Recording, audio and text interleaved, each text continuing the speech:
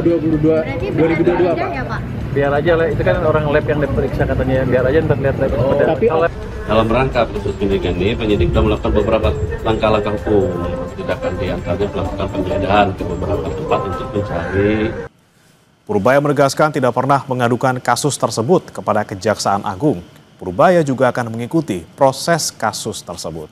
Sebelumnya, Kejaksaan Agung mengonfirmasi penggeledahan di sejumlah titik 22 Oktober lalu untuk mencari alat bukti.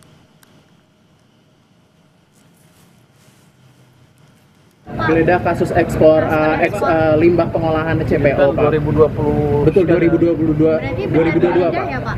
Biar aja lah, itu kan orang lab yang diperiksa katanya, biar aja ntar lihat lab. Tapi kalau lab itu complicated di lab itu, bukan itu kan ke lab kan kelihatannya si ekspornya cukup canggih tuh, tapi itu pasti akan debatable.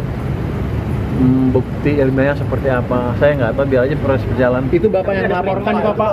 Bapak yang melaporkan bukan Pak? Kejaksaan Agung membenarkan telah menggeledah kantor pusat Bea Cukai pada Rabu 21 Oktober. Penggeledahan terkait dengan penyidikan kasus dugaan korupsi ekspor limbah minyak kelapa sawit. Selain kantor Bea Cukai, Kejagung juga menggeledah sejumlah tempat seperti rumah pejabat Bea Cukai.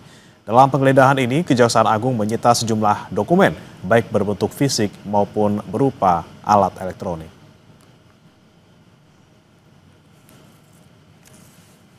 Ini proses penyidikan. Dalam rangka proses penyidikan ini, penyidik sudah melakukan beberapa langkah-langkah hukum.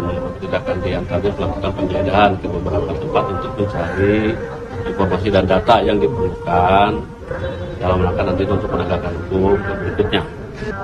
Di antaranya beberapa di kantor Bea Cukai dan di kantor pusat yang di Romong Pak berarti Pak, yang Jakarta Timur. ada. Pokoknya Bea Cukai lah.